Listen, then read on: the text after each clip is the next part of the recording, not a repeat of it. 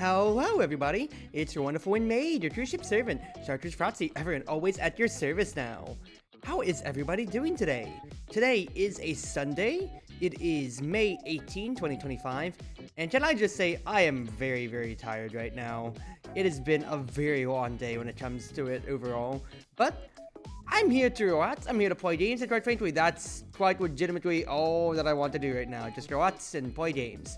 So, I got something interesting on the docket then for a good little bit here, which is going to be a user-submitted VOD review for Omega Strikers, especially since I've been getting back into it recently. So, I'm going to cover that a bit. That'll probably be, knowing my past VOD reviews, that will legitimately take up like the first hour and a half. I'm not going to even kid right there when it comes to it then. So, we'll work it out, But then we'll see if I want to play OS after that. I might continue grinding ER. Now, here's the one bad thing. I don't know if you can hear it through my mic.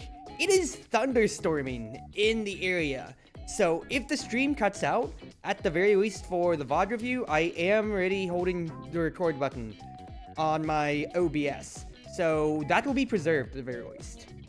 You attempted to submit a video, but don't know how to edit it down to just the VOD. I would save that for late. I mean, here's the thing. The person who sent it today is quite orderly. They sent the entire VOD on YouTube. So, we're going to be watching that today. So let me pull up my Chrome browser on that end. So, I got a submission from somebody who I got to play with the other day, actually, Meow Zoe. And I believe they're streaming OS right now, but after we talked a little bit on how they said, like, yeah, that me playing Rasmus inspired a whole generation of Rasmus boys and all, they decided to submit a VOD of theirs, of them playing Rasmus, because they wanted to get critiques on it or so. So that will be my plan for today. That will absolutely be my plan, to just chill out on that end. I save it though for later. I mean, like, look here. They sent the VOD of 6 hours, but they did just send it to me exactly where the Rasmus game is, so quite frankly, it's not like a problem at all. OS VOD review. Meow. Rasmus. Or Meow Z, rather, when it comes to it. Let me put that right there. So yeah, if you want me to, I jokingly say roast, but like we've already been through this enough. If you want me to actually see if I can help you out on like certain gameplay and things or whatever, I'm more than glad to try to do what I can for us then in that case. But yeah, let's show out on this end. Let's do this here. Let me just go over the email just to make sure I didn't miss anything in particular on that end. They said straight up, they just want to take me up on the offer. Match starts around 6,000. Appreciate any feedback whenever you have time. Yeah, so I'm going to approach this from two angles when it comes to it, as I've done in my past VOD reviews, which will be based on Rasmus itself and the game plan. Because I'm a very cerebral player. I recognize from my past VOD reviews that I've done it, and on how I like to play the game, how I like to approach and view the game. So to see how it goes then. Should also note that this is a blind, of course. So let's open this up here. We are looking at Demon Dice, Kazan, Rasmus Luna, Aimee, Dret, Juno, Orb Replicator, Aerials to start on that end, and Magnetized Soul start. Let's get into the side of where we can see what the awaiting draft is for everybody. I'm picking Slick Kicks. Okay, so changing that up. It's going to be Slick Kicks instead. So, especially with the changes that have gone on from like compared to Season 1 to Season 5, so Season 6 now as we are, for Slick Kicks versus Magnetized Souls, both are very healthy when it comes to it, but I feel like especially for Rasmus in particular, you're going to err if you have to choose between the two of them 90% of the time towards...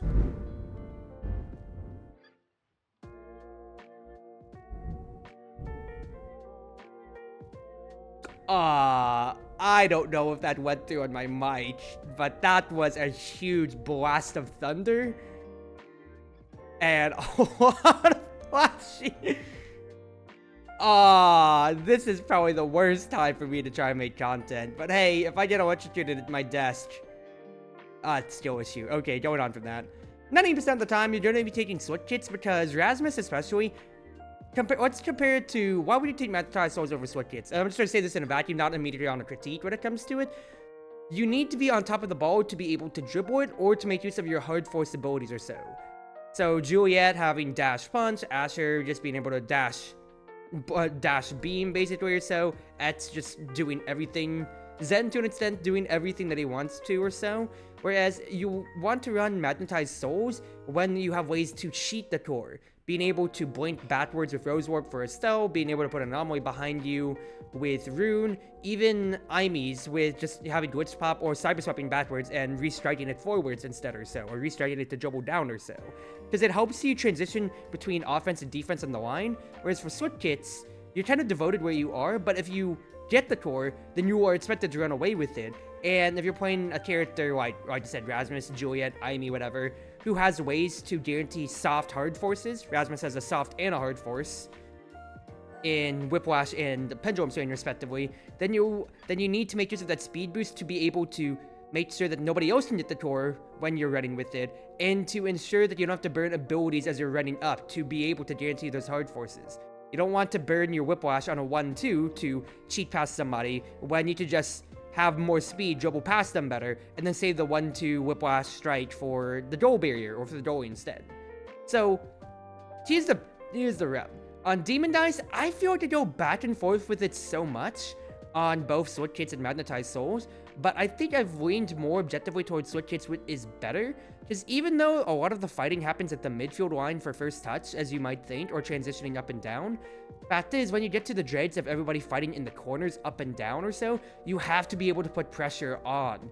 And if you can't get behind the goal barrier, or at least up at the very top or bottom of the goal barrier, then the goalie won't necessarily feel pressured. And if it ever clears past you, then it's already past the midfield anyway at that point then. Whereas if you can get it behind their corner, you have more time because they have to clear it either to you or clear it on, to which case your teammate can pick up the slack and you can keep up the pressure because they're already in front of their face. Otherwise, when it comes to the area, when it comes to what's his face, Demon Dice itself, just depends on how offensive the team comp is, because then you can of course lean towards Pummor's Vicious, whatever, but I totally would trend towards Switch, is what I'd be thinking, because if I'm seeing Luna otherwise, I'm not going to be able to hold the core as much on a midfield idea. You absolutely need to just be able to pressure and keep it in their corner, especially with how claustrophobic Demon Dice can be. When it comes to Orb Replicator for aerials, though, the Replicator always comes down to how you're feeling with your teammates on an extent, and if one of them's taking it, you don't necessarily need to grab it, then you should be griefing trying to get an orb that's just for energy rather than your teammates would get it themselves. And aerials is just good for Rasmus. It's an extension trait, it sends Whiplash, and to some extent, some people do like it, some people don't like it and I'm on the camp of don't, but it's personal preference and not really a skill issue, of extending the range of Death Touch, because it's, remember, a projectile first and the creation second. So it just comes down to your preference on that end, if you like, or rather, how you also feel about your conditioning, and just knowing inherently what the range of Death Touch is, for instance.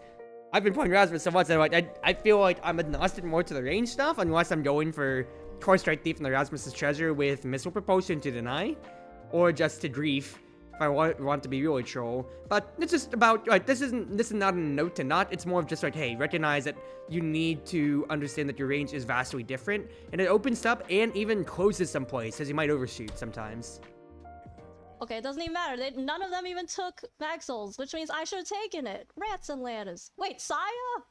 What? And to be fair, it does allow you to open up the way against if you go Madden Souls, to work up and down the pitch, and with their composition, they have a lot of range. Amy, Luna, Judo, and Drek. Absolutely so. But it's just, you gotta index into one side or so. I'm not saying one's inherently right or wrong. And why are they paying me? So let's break this down what I've done with other VODs. I'm gonna watch the round first, just while I commentate, and then I'll review the round after things finish or so. Straight send downwards. Idea was it's either straight send down or straight send to the right, and then just play a second ball situation there then. That stack was not what I would have liked to do, but the pendulum swing cleared, so not necessarily bad at all. They're just a little, just on the wrong timing when it comes to it for trying to get the ball. Just can't do too much about it. Love the Whiplash idea. Might have gotten buffered out on the hit right there. Let me look at that right there again, because the Whiplash speed boost to get around to it. Right around. The Glitch Pop might have buffered the pendulum swing idea right there, which is a bit unfortunate. Main thing that comes to my mind is when you are playing Whiplash, I'm sorry, when you're playing Rasmus, especially so, Okay, even doesn't even matter. even if you None don't of have any them even size took traits, the Maxwell's, main thing which is means I that you should've have taken it. disjointed Rats and ladders. pendulum Wait, swing, Saya? and whiplash What? allows you to just cheat if you're standing on top of somebody. So man marking is always something I'm very predominant about, Help. and like, for example, I saw you trending backwards Paya? towards that And why are one they pendulum paying me? swing, but you're second up a Kazan, and the fact is you have to present passing lanes to your teammates to try to help should out know. there. That's a fine pendulum swing on its own merits right there. And once again, yeah, that's just kind of like a, you're just playing your odds, can't see too much about it. Oopsies. The trend is kind of nice to use Whiplash to trend Man, backwards I'm because gonna you're getting defend back to help against support the Saya. line, but on Demon Dice, if the barrier's already lost, you're kind of second up on Oopsies. Kazan here, you're just kind of following him right behind him. I do see that the pendulum swing is there as an idea, but you could also, it's just a very small macro play. If you just trended up immediately instead, you could just challenge Juno to a 50-50 strike war, and potentially save pendulum swing for the clearance afterwards. It does work out in the end, of course, that you stun Juno and it clears out. Una just, just gets blocked out by Aimee, but then you have no cooldowns to defend. You have no cooldowns to push the advantage, which, yeah, it's on the other side, but you can maybe pendulum swing here, keep it in the corner, and then try to work something. It's just small things like that. Una moment? Okay, what? This is VOD review for Meowsy. If we're gonna talk about Una, let's save that for afterwards, and let's see how that goes then. But otherwise, like, on that point of, like, wanting to get in front of the enemy, because, like, the core is already on the other side of the pitch here. Kazan's already got the... Kazan and Una are already at the mid and bottom of it when it comes to it. So there's no reason for you to be just kind of, like, trending, like, you to be trying to trending up to Juno by itself. You need to be trending up and in front of her. Because if you're getting behind her like this, you just let her win the 1-2 strike war, exactly so. I don't necessarily mind following the core at the bottom. That's just kind of like your eyes are moving, just you're just kind of moving where your eyes are. But at this point here, yeah, that's a 360, and then you just kind of like you do have the right idea, trending up, but you go backwards instead afterwards. I think if you walked up to Juno herself when you did that, or when you did the play here, if you just walked up to Juno, then you challenge her to a 50-50 war. Even if the Blobo gets to hit afterwards, Kazan gets to pick it up, like pushes it maybe to you, upwards, which you get another 50-50, or pass it down to Luna, to where she gets to make her play. But since you concede right here, you basically say, I'm not even going to try in the strike war, Juno gets the ball for free, and then she just 1-2s you on that end. She can still 1-2 you on strike Blobo jump. The fact is, if the Blobo gets held, you literally might get your strike back in time, and also, you force out her cooldown way faster, because she gets to follow the core with you. Because she gets to follow the core with that right there, is the big thing, and then she gets basically another free war. Kazan has to use critical leverage to put it back in the corner, but I'm just saying, like, it's small plays, of course, is what's going to make or break things. There's so much... Here, I don't mind this at all. You're just watching where Juno is, and then you're just picking up where the blobs are. This is just fine positioning. Like, actually, no notes. And then I think you might have just gotten buffered on your input from Glitch Pop so much stuff of trying to activate Pendulum Swing when it comes to Jet, but since you got Glitch Popped, it just threw you off on your timing, so not much to say there. That's just kind of unfortunate. So just a little bit more forward, but you had a good plan afterwards to mark Juno when the ultimate came out. Oh dear. Getting in front of Juno, I like that there. There you go. That's getting the idea for Pendulum Swing. Not sure idea was there. Death Touch, try to steal priority. You like it. Love the burst right afterwards there. The rebound is weird. Okay, that's just a Demon Dice moment right there. That is a 23-second round. Well, I don't think I have too many notes on that right there when it comes to it, quite frankly, on a player or Rasmus perspective. Just, alright, first touch. Yep, you are right next to Juno, but Pendulum Swing is your disjointed strike button, kind of like a rune anomaly, so just burn it, use it, keep the pressure on. Straight send downwards, that's just, I was about to say, that's small macro stuff, but if you're just trying to immediately create the goal barrier, I have no complaints about it. It's just however you play it. Because I know I'm trying to force closer, or like try to like dribble it off and then force with an ability, but that's just me, and well, that's just how it rates sometimes. What I do like, though, is when it comes to it here, I'd say this is the only thing I don't like, rather, about the set here. You have Whiplash, but you run in the goal barrier itself. I get that it's the cover down below, but Luna's already got it there.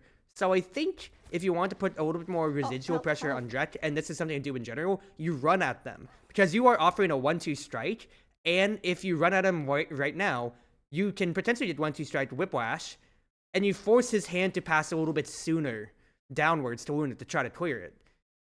Once again, it panned out well in the end, but I think you could just be a little bit more aggressive. And this is both a Rasmus thing in general, and also just watching when your teammates are. So what? The entire enemy team's at the top half of the map, and it's Luna. She can absolutely beat them for any points or so.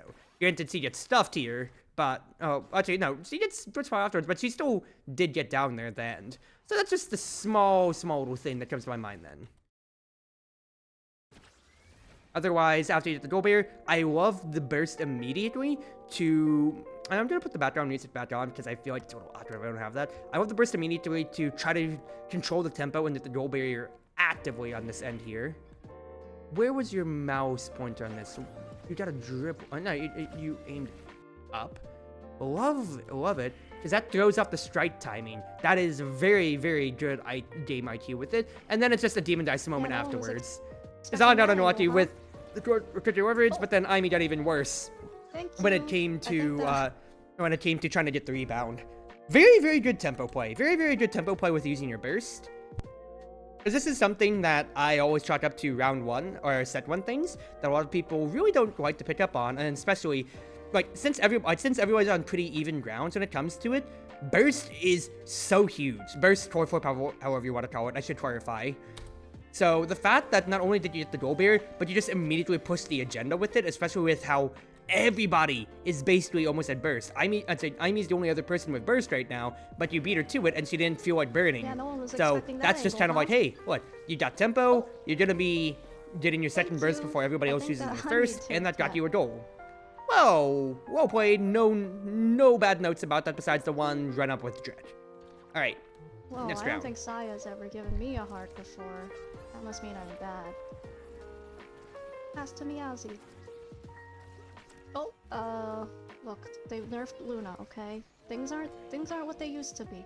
Okay, yep, fair enough then. Pull with Death Touch there is an idea. Back towards by Dret, good coverage there. Zahn does good stuff. His Popper Trap missed, and then that's just a little too much damage on that end. I didn't realize I was so low. Oh my god. Fair enough. Oh. You recognize that you didn't understand that you were so low enough, so that's kind of unfortunate, but that just does happen. Team. I don't like that stuff from Zahn. Really good defensive I can't even see what's happening. plays right there. Get him. I love the pass back upwards though. Blizzard facts. Okay, that pans out. That so actually good. pans out pretty well. Let me rewind that here then though. That's a pretty fortunate round, all things Whoa, considered. I don't think Saya's ever given me a heart before. Force spawns That at the must mean I'm bottom. bad. Luna starts forcing things down. Pass to Meowsy. Small, just very small play when it comes to my mind. Even though your whiplash is timed out, you can still whiplash strike because the fact is, like, if the core, like, if you whiplash, like with the core's on top of you, if you just whiplash and strike still, the core's still going the same way, maybe with a little bit more momentum, but it's just generating a little bit more energy. Just gotta maximize it, gotta min-match when it comes to it. Just small right there. If that was just a regular strike, it timed out. That's just what, 2-3 more energy. But hey, your burst won last round, so there's no reason not to maximize when it comes to it. That's just like, even if you have the core at your feet, you're losing nothing by striking it with whiplash, unless the core is not on top of you, where you could send it at a bad angle then. So maximize for the energy. Luna combo idea there, but okay, I'm just gonna look at the Luna real quick. Sister, you don't have Palm Warriors. What are you doing? You're sword kids, Luna. There's no reason for you to be burning like that. Things aren't what they used to be. So gets hit by the Blobbo. Death Touch pulls Amy out of the way and allows you to have priority, which Pendulum Swing then gets in place. Not bad at all. Crit damage from the Jet Burst, which pop afterwards. And then, okay, yeah. I think you just getting hit by the burst just kind of threw things off a little bit more on how much damage you had taken right there. But that's fair. You recognize it. I mean, like, there's really not much more to say. That's just way more burst than you expected. What I do like, though, is your defensive metric. So, come up here. You recognize, yeah, of course, you just gotta cover Kazan when it comes to it. Win the strike timing, and then immediately send it upwards to a safe place. Whiplash activation. once you potentially clear it here, I don't know if you're trying to hold on to the Whiplash, though, in case that you might want to hold it. But remember, it is your 1-2 Strike War tool. So, Strike, Aimi gets a strike here, but if you Whiplash afterwards, 1-2, it can probably clear down to the bottom right, and Luna gets the free ball when it comes to it for a boost play. But it's still worked out in the end. It's just that, like, if you want to guarantee that the core is going to clear, you have your 1-2 button there. Because once again, Whiplash times out. You didn't even use it at the end to strike Luna, to strike Juno and Aimi. That's more energy that you're missing out on. So just always remember to try to be casting that whenever you can. And then Luna just kind of got the end of the play right there, so that's pretty lucky. And Sai, I feel like I know that name. I've seen their name around, but I don't know if they're a content creator that I recognize at all then. I just see the verified symbol. How do you feel about this new patch? They nerfed 50-50 loss, not too much there. Luna missed her strike, so that's egregious. Yeah?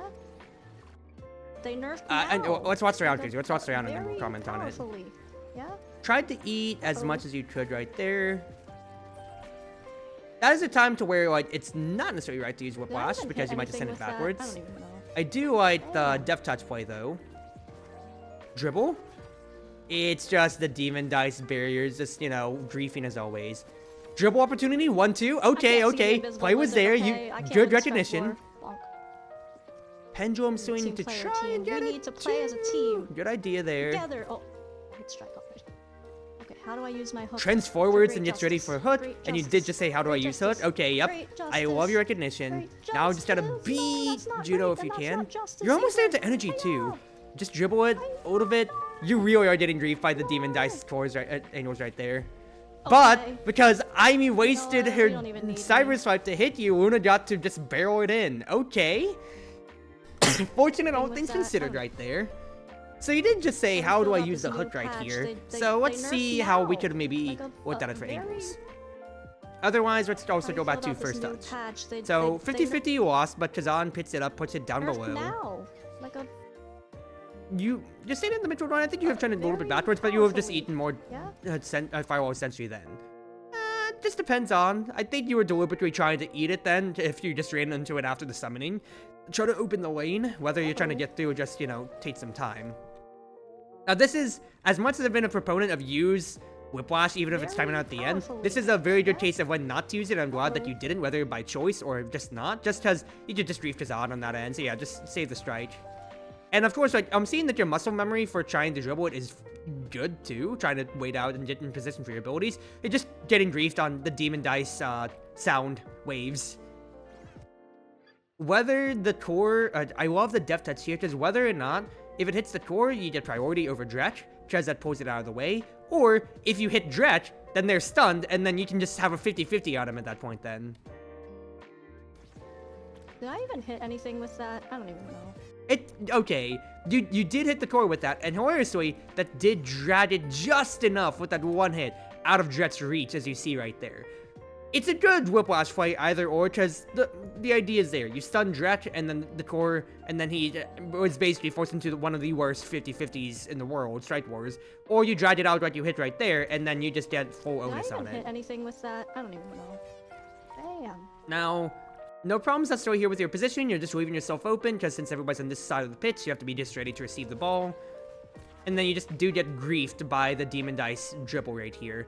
The way that you deal with the Demon Dice sound barriers, this is a map tip more in general on this end, because of how it pushes, you don't want to actually, like, with your mouse cursor whenever you're striking with it, you don't want to strike downwards or forwards like you would with a traditional dribble. You actually want to strike maybe a little bit backwards if you can, that way it drifts back into you. Now, this is a general tip, because in this situation here, you're at that midline to where that's almost impossible, but that's the general idea that you want to do right there. Because then, yeah, you just kind of got griefed by how the core trended further than you wanted there. Otherwise, you just, you know, try to get to the corner, but Jet just had a little better clearance. I love the idea for the dribble here, but I'm thinking, Jet uses Xenoquote here, so you might be a little bit scared. No, you said it a second later. I think you should have dribbled a little bit tighter on the corner angle here, because whether or not, because the fact is, like, as soon as you push it in here, you're not in front of Dret's face when you try to use Whiplash. If you dribble on the top right corner instead with Whiplash, you already have the recast on it, you're already in the top right corner, and you have a 1-2 guaranteed against Dret. No matter where he is with Xenotroad, fact is, you're already in the face, because the dribble's idea is good here, but look how much space you still have between you and the goal. If you just closed up a little bit more, then you could have definitely maybe eaten Dret's strike with your Whiplash, and then have your own strike be the 1-2. Be the second hit. But just because you decided to dribble directly upwards, instead of on the corner itself, you did make it an easier play for them to defend on, to see he had enough clearance. Now, to be fair, you could have just immediately thought with the Xenotroad he could just run up, locked and loaded away, and that's valid, I don't know what's going on in your mind, but abilities notwithstanding, if it's just only your Whiplash is the only ability that we're counting here, you need to dribble that closer to the corner. Because you can absolutely just cast Whiplash and then recast it in less than a second or so time, quite frankly. So if you need to get that 1-2 strike immediately, you can. But you just left too much out in the open with that dribble there. Muscle memory dribble, not a demon dribble. And yeah, that's what I'm just saying. What? I see the muscle memory, especially with the dribbling, because that's dribble number 1, that's dribble number 2, and the ideas are there. Pendulum Stream's just a little off. Not really too many comments on that end. I love the trend backwards to be able to cover that. Just since, Wuna already tried to get it to you, and I checked you out the first time, now you trend backwards to cut off the Juno angle, which is good. Together. Oh, let's strike off. If you did want to use your Death Touch here, though, the biggest thing about Rasmus, too, or Death Touch, is that since it's a lower cooldown than most traditional ultimates do, using it on Rip absolutely can destroy people's perception of how much cooldown that you have on it. So, I think here you would say... Okay, how do I use my hook? Yeah, how to use your hook. But the opportunity was right there. Together. Because, let's see here. 4 seconds, 3 seconds, 2 seconds. Play as a team. You try to get it outwards, Oh. but the whole point of the hook is not necessarily just for big plays, but just to immediately store priority. Because what did your cooldown next afterwards? You have Pendulum Swing right afterwards. You can literally just challenge Dret to literally send a Dret in front of his face and just 1-2 strike Pendulum Swing and stun him at that point if he doesn't have lock and load. Because if you just use it right there, then you would get the core priority, Juno would lose her ult, and you have your 1-2 against Dret. Okay, how do I use my hook? Because you hesitated there, kind of that's a little bit dubious here, and then now we're forced into this defensive metric situation where it's just kind of floundering around. So you see, that's fine with the that's fine on one end to grab the hook. Muscle memory dribble again, but I feel like too, you have Pendulum Swing, you could still run it up. Okay, no, you got energy. You didn't get enough energy until you actually got hit by Aini right there. Alright, all good then, all good. I thought you would have gotten enough energy realistically before with that hit there. But either or, if you want to use Pendulum, if you want to use Death Touch earlier, you should have used it to just grab it. Because think about how doughy Rasmus is. Absolutely use Death Touch on cooldown just to make sure that they're the ones with the core priority. Don't be afraid to just use it on cooldown if the situation's right. Of course, it's a cooldown that enemies can count too. But the fact is, being able to have control of the core more often than not. Why is that a big thing in Sauter? Why is that a big for percentage? For possession. How much time you had in possession of the ball in Sauter or anything like that or so? Because that's the kind of the big core of the game, pun intended to an extent here. Of if you have control, you always have the way to push the advantage then. We don't even need... Yeah, and once again, it's muscle memory dribble. I'm not gonna find fault with that, because you're just hitting Demon Dice Grief. Grief. Any other map, it would be fine, but you have the right idea. No! Are the nurse that bad? Okay. They're pretty substantial. So, Awakening Draft. Kazan is already Powerhouse Pauldron's goalie, so both diff makes sense on his end. What am I supposed to take? Twin Draft could be there, or Missile Propulsion for Dret, yeah. So in that case then, if it's an Aerials game, Twin Drive is absolutely certainly there.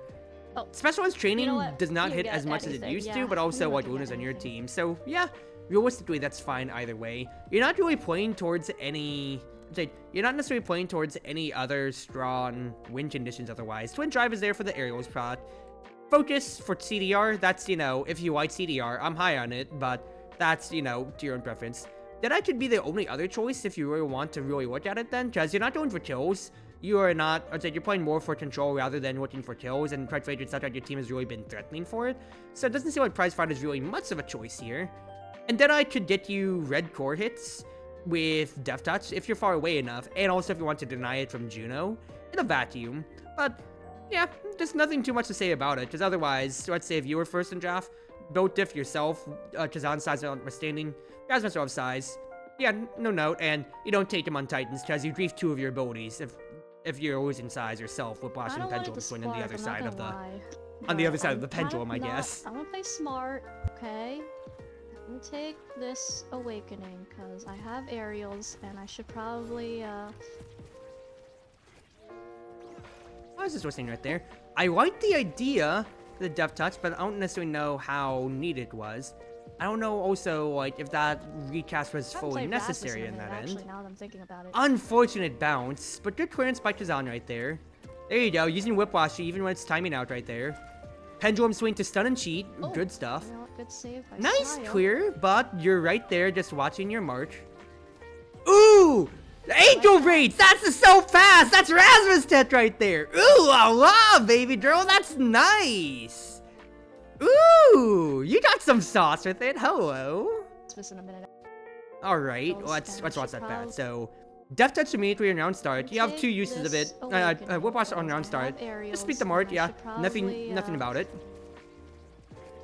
Send down for the clearance. I like the idea for the Death Touch. The idea is there, but I don't like the situation rather. And let me explain. You're Death Touching up, but like, nobody has the... Okay, Juno actually could get the ball, so maybe it's a reaction play. But you're sending it immediately back, like, forwards to Aimi. If you send that immediately downwards, you could really pick it back up with your second Whiplash, potentially, because you're out of Aimi's strike range. Because with this here, if you send it downwards, the core's going down, it's out of Aimi's strike range, to where you can just beat Juno's Blobo and keep the pressure downwards.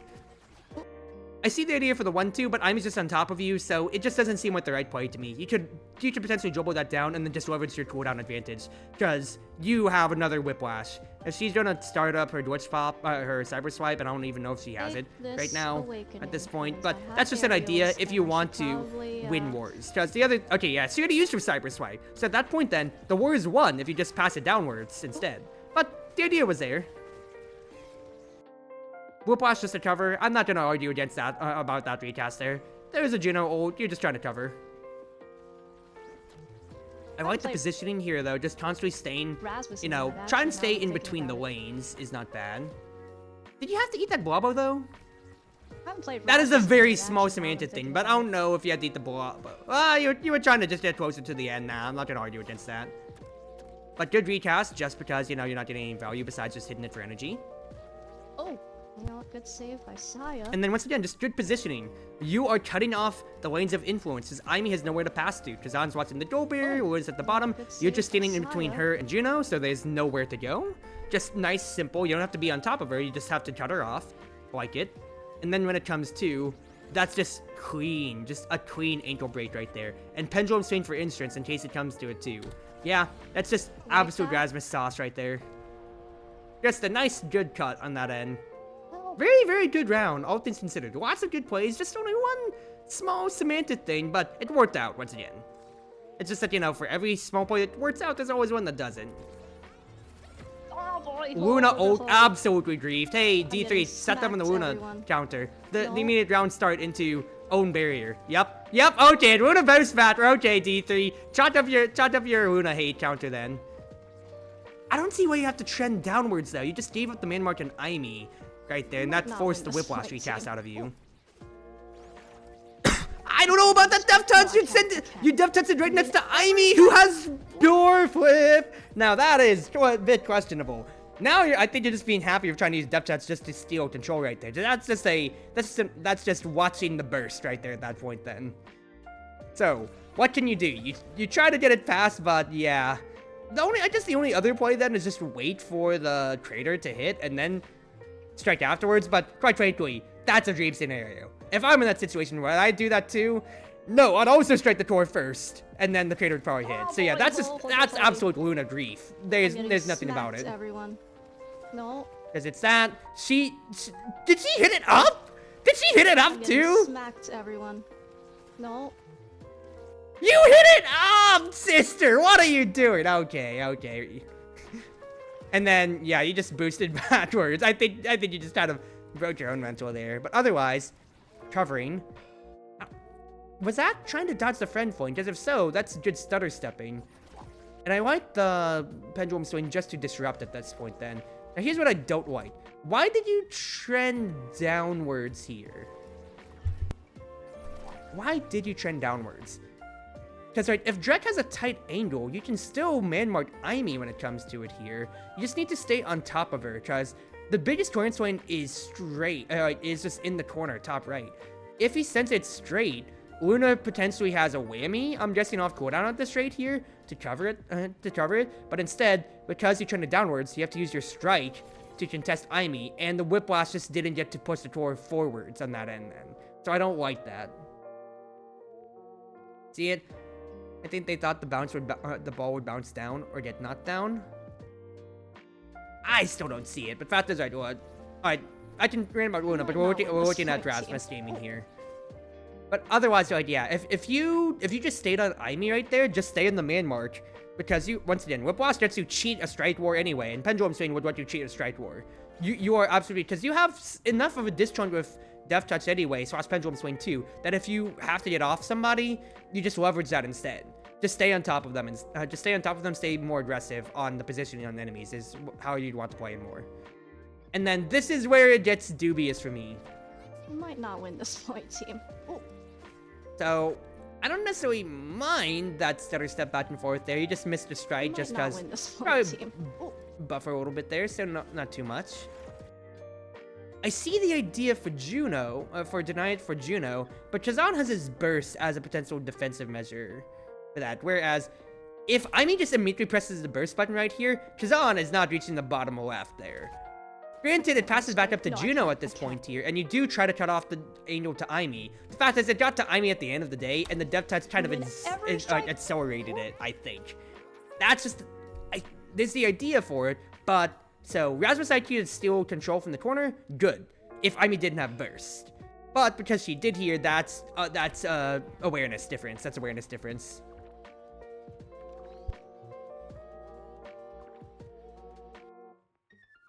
Because here's the other thing, so, because on that awareness scale, you hear it in my VODs all the time too, of every time a set resets, I'm trying to track who has cooldowns, probably coming up. No, I'd either don't have cooldowns, / who has energy. Because when everybody starts to line up, like ready for the opening round, you can immediately see, for instance, who has burst. Zon has burst, Dret's basically gonna have burst, Luna's basically gonna have burst. What about you compared to the other two forwards? Juno and Aimee. Juno has enough for an evade, Aimee has nothing to just use, so you can maybe leverage that for damage, or just say straight up, hey, I'm slowly gonna win this war when it comes to it. Fine idea there. Okay. Won the Blobbo. Wait. You even got the orb too, which is nice. And the pendulum swing got a good stun too. Okay, and then, oh, I missed. Trying to be predictive with the Death Touch. I heard you saying and then, so not bad at all. And eating the Firewall Sentry. I like that idea too. Luna just didn't get what she wanted. Good idea by the Death Touch right there. Wait. Did you press your Drek actually? The Zero Code's there. Trying to play more instead for the play. Oh, that's so grief! That's hilarious with grief by Juno actually knocking you into stunning Dretch. That's hilarious. Holy crap. Okay. Lots of small things that round, but it worked out again, hilariously. So let's go back to the beginning one more time. We have an OSAS champion on our team. Really? OSAS champion? Well, that's hilarious. I mean, I don't recognize it. I mean, I recognize at least names in the lobby, but I don't follow the circuits at all, so that's beyond me. So, Whiplash to just, beat the Juno march. No problem there. Waited out the Juno Blobbo hit. Pretty good. And then I was about to say, so do you get the orb here? And you do, which is huge for your stagger. Of course. And then, yeah, good Whiplash when it comes to it right there to pressure. Now, once again, I think this is just like, me seeing it as a Rasmus main versus like people who I don't know your main, quite frankly. To be honest with you. I'm gonna guess IB from just start the name, but hey, that might be stereotyping. But just immediately, if you def touch right there, you'd probably beat Imi's cyber swipe, and then you can press the burst button and just challenge Jet to a war. Otherwise, you're trying to predict where the core could go, but at that point then, if it's between the enemies, the best bet actually is to actually just try to def touch the enemy who has the core, or def touch in between where the passing lane is to try to steal priority from them, because that cuts off a lane and lets you stay in the goal mouth of the enemy.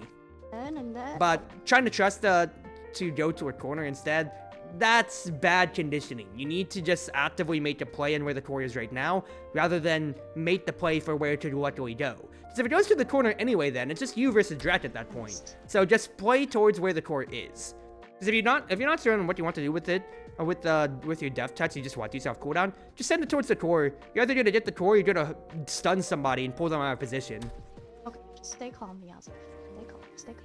Otherwise, once again, eating the firewall sentry deliberately to try to make sure that it stays in your open lane, no problems there. And then pendulum swing was a good idea, followed by trying to walk up to force Jet's hand earlier. Just good simple pressure. Meow abilities. Wait. Then you're trying to stay open. I very, very much so like it. I was talking about pressuring Dret potentially because you have both Whiplash and Def Touch coming off cooldown, but you are playing more cerebral, just trying to prepare yourself for the angle.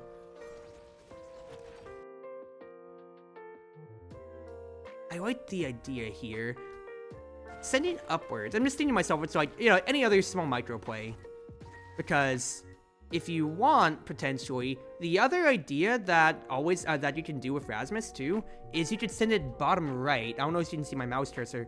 Bottom right, so it'll naturally bounce upwards, and then pendulum swing into it to guarantee a stun on Dret.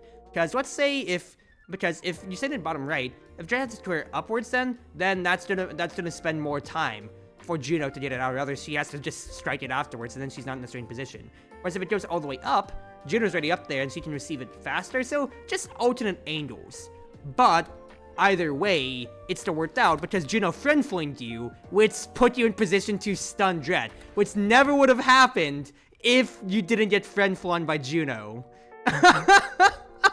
Okay, you know that worked. That worked. It stun actually worked. So that's just unfortunate for Juno right there. Yeah, that's how they got moved south, D3. Just friend fling actually pushed them when they were already casting pendulum swing.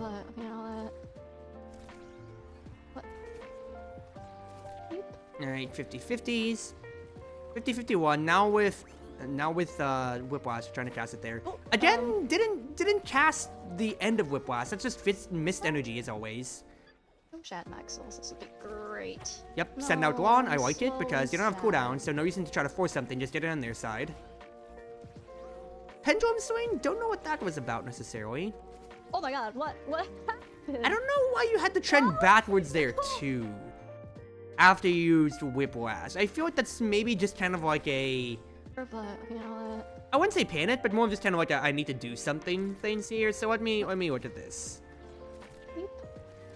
I'll say realize my mouse cursor was in the middle of it there. People probably will get annoyed in the VOD about that. So the first war is not bad. Def Touch tries to get the core, even stun the goalie. I do this all the time on Demon Dice, not gonna argue against that. I don't like the send straight to the core, straight to the goal barrier here though. Because you already see the firewall sentry at this point. Or rather, okay, it's just 1 second, so I can argue against it. But I think the better thing would just be send it back down to the corner to where Luna is. Because that can time out the firewall sentry instead of having it carry. And then, you know, you get to hold pressure. You do say sorry, so that is recognizing. You know, you recognize it, not gonna wonder. I don't like the positioning here though. You have to just get it on. You have to get it out of your side then. So why are you trending towards the middle? Just mark Imi or mark Juno. I see that you're keeping yourself open, and it does work out. But I feel like you could just, at least for me, like that's banking on you winning the war. And to be fair, Imi does lose the war, but if you didn't lose it, then you could have been a third strike player when it came to it. It's just my point there. But still, I'm always gonna argue about things in a vacuum because these are the situations where it did work. If it didn't, well, you could have lost the barrier quicker, and then that could have been the goal quicker afterwards. Otherwise, pendulum swing, I just don't know what was going on there. If you're trying to send it upwards, or if you just kind of fat fingered it. Excuse me. Are you trying to cover in case it bounces on the corner after you use Whiplash here? Because in that case, I can get it. Luna did press her burst, and then she waited it out, and then lost the war on that. Wait, did she burst tech, and then not realize that the core wasn't where her feet was? Oh, no, okay. She just bursted, and then, yeah, she just didn't see where the core was. Oh Yeah, God, no, that's what? absolutely What just a Luna moment happened? again. Oh, Yeah, no, yeah. Luna used burst, and she just didn't see exactly where the core was. I'm not necessarily going to chalk that up to Luna, because Juno did get a hit first, which pushed it a little bit further, so Oh that my did God, screw what it up. happened? So, that's just unfortunate on how it came to be. Ah, well. I could have said that. Oh well. But otherwise, It like, was yeah, probably once not again, even- too, like, just that one set on the fire, essentially, but you already saw it. What happened with that core flip, huh? There's something happened. Yeah, like, in any other universe, happened? the patience would have been fine then, but Juno did just I get will to cheat take- a little No, bit there, I so that's didn't do unfortunate. anything. I'm just dying now. And, well, that's absolutely just a drowner. Oh, what's the story? Sorry. I think I might have zoomed in too much on it then. Might be. There we go. My bad. I was a little bit too zoomed in. Yeah, cause that's the end of the set Then with that drown out, happen. unfortunately. Patience was there, I will and take- then no, you had no onus otherwise. dying You're now. scared for your life in case, Oh my but God. I'm sorry, so you can't really do too much, and then yeah, Let's Juno hope just they got don't to send it in. scale too Yeah, you much. did have too They much have sparks, too much and I'm there going to do on that not set. going Sparks. It's not that you really could have done too much more. I guess you could have It's hit like it on the the arrow, backboard to this wait for is pendulum fine. swing, but What's wrong? that's such a It's small okay. thing. It's not really They much to won't say remember there. They have sparks, right? Right? They remembered. Okay. Well, in that case, actually gonna take side. No, I want this. Give me this. Fighter fight then. You haven't been centered too much, but it is didn't use the compound with switch kits here.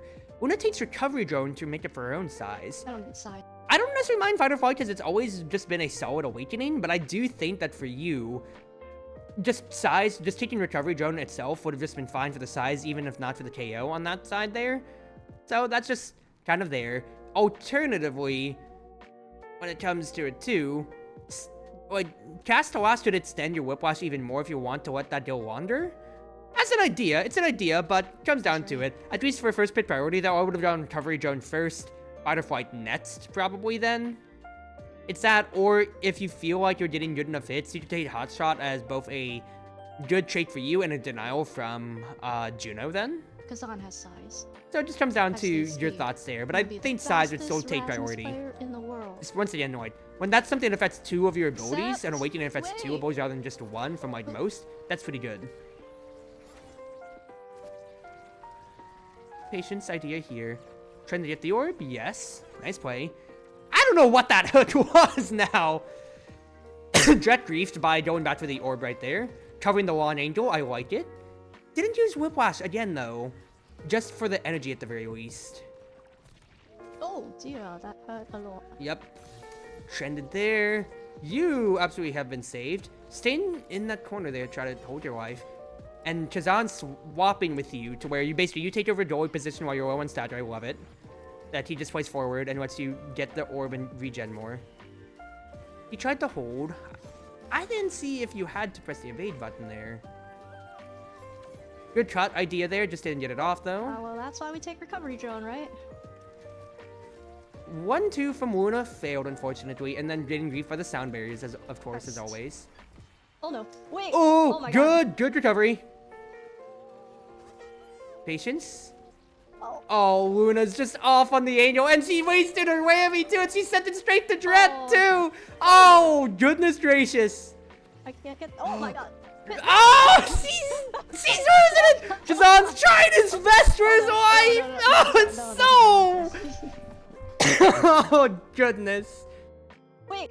That is a fumbling, I feel, but we're analyzing Rasmus. Okay. Except, wait. So Luna just misses. So Whiplash to cover it there. Again, Imee's Firewall Sentries are just really griefing your timing there, which is unfortunate. Very least you get the orb though. Now I don't know what you were trying to look at. Like, I mean, look at your mouse cursor. Watching up. You already got the gold barrier then. So I just don't know what was trying to go on there. I think your mind might have been behind thinking, rather, if they got the strike, it would go upwards, and you're trying to prepare your death touch for that, actually, because it did just kind of drift into the gold barrier. So actually, no. Logic is there. It's just, you know, once again, it just kind of stumbled into your way. Love the idea, and then I don't have any qualms with this necessarily, because you are cutting off the angle, but I think you went up towards the middle a little bit too much. After you cast the Whiplash, if you just stay a little bit more on Aimee herself, because Luna's going to receive the ball no matter what. You just need to make sure that Aimee can't get a strike then at that point. So she got a free 50-50 because you went off of her. Whereas if you're sitting on top of her, she's still not passing either way. You have 3 strikes. Luna's, your strike, and your Whiplash then at that point then. So I see the idea for cutting off the angle, but for turning off the passing lane, but you can really just hug Luna right there because you have the corner there and she's guaranteed to receive the first touch. So you just need to cover her because then if you just have to win the war, then you get Pendulum Swing right afterwards. Idea's there, but Rasmus' positioning, you just man mark more. Man mark more. That's the main thing we're getting taken away from this here.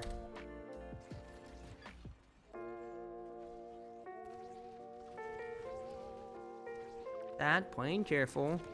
Oh, a little too much damage, and then, you know, evade after seeing that in case you get comboed. I'm not gonna argue against the evade. I do that all the time, too. Fine enough. You got your stagger back, which is great. I don't mind the send upwards here. I don't mind the death touch necessarily, whether it be to stun Juno or get the core back in your favor. Let me look at that Whiplash again. Yeah, fine, 1-2. You strike first. And then Whiplash to cheat again. Oh, didn't get the right timing, that's totally fine. Right? Very good patience, though. And then, yeah, this is just where it starts to get wacky. Christ. The Zan doesn't get things. Oh, no. You are standing in front of Oh Juno, God. though, for the 1-2s.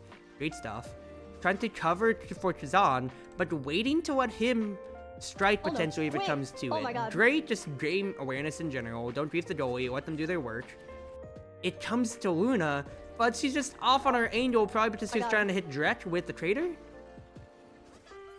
Yeah, probably. So she's just off on that when instead of just done. Yeah, that's unfortunate.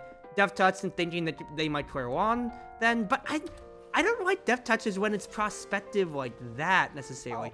Because if you get the death touch immediately here, Aimee's still in front of you. Whereas, for example, if it went upwards already and then Judo tries to hit it towards her Blabos, you can just cut it off. And cut off that lane then. I guess Aimee's still in front of you, but that's just how I would use it otherwise then. Oh, I tried. And then that's just a little bit off. I can't.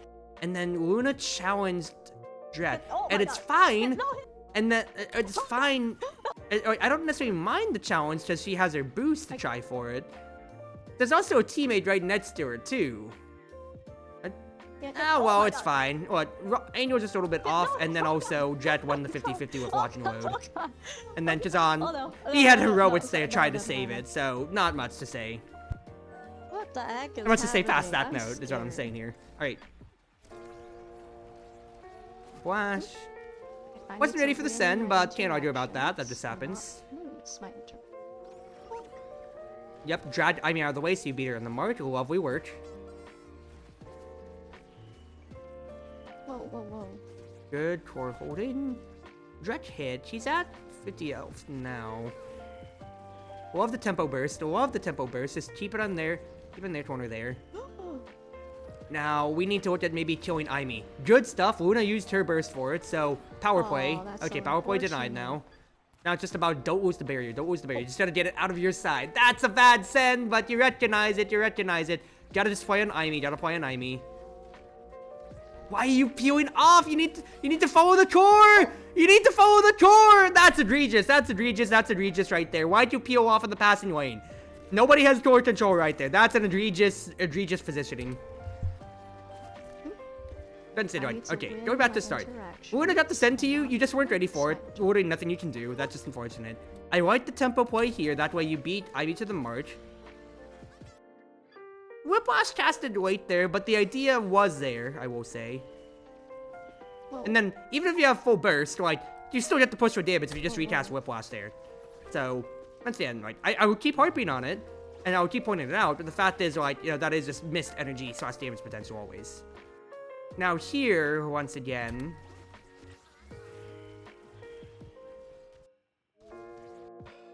It's a minute thing. You're covering the bottom, but if it's gonna clear one again, and Imi's already there, so if you go up top, then she just clears it straight. But that still goes to Luna, potentially, so I still don't like on how that came out to be. That's fine. Otherwise, defensively try to hold Juno to things. Luna uses her burst for it all, and then that's just how it starts to pan out. And then, yeah, once again, like, there's nobody at the bottom right, or at the bottom half of the map entirely. Why'd you send it up towards Imi, who gets a guaranteed strike war win? You recognize it, that's fine once again. And then you try to correct your mistake, you try to send it downwards. Now granted, the Molten Bolt absolutely could have destroyed you if you did hit it there then, and that would have broken mental more, but heart's in the right place. Now here's the fault. Yes, Jet uses Xeno Cloak, but why are you going away? I guess so you see, at the very least you see Chazan hitting the core.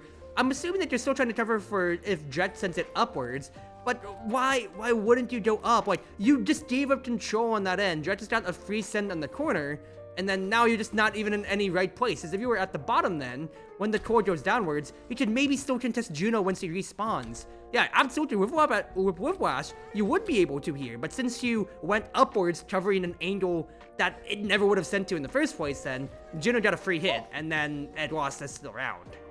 I say us as if I'm playing the game here, but just follow the core then. What's Jet going to do? If he passes it upwards at that point, then it's kind of lost, but he's already out of position. But he's going to be on top of you at that point, to where you have a strike war to win. You just peeled off the core for no reason there.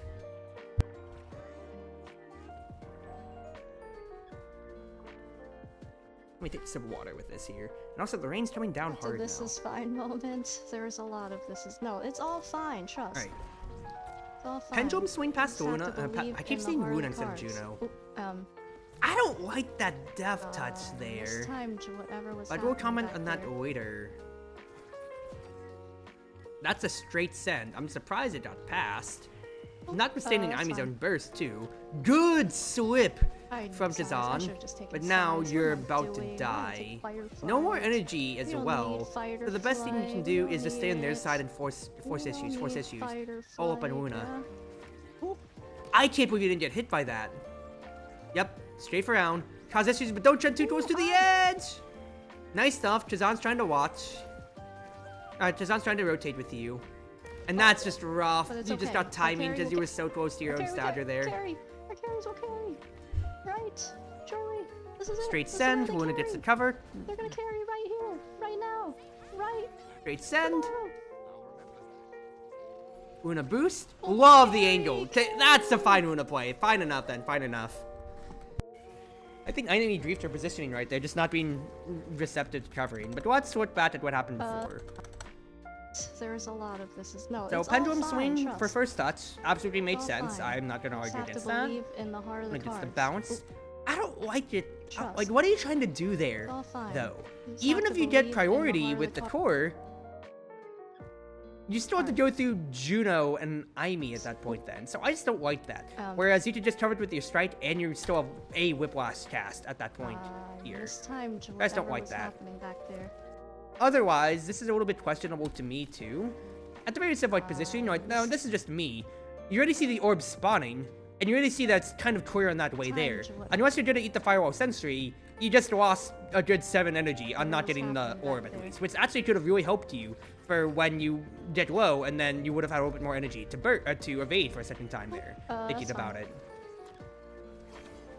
I need size. I should. Now you just did combo to Oblivion, which kind of sucks, quite frankly here.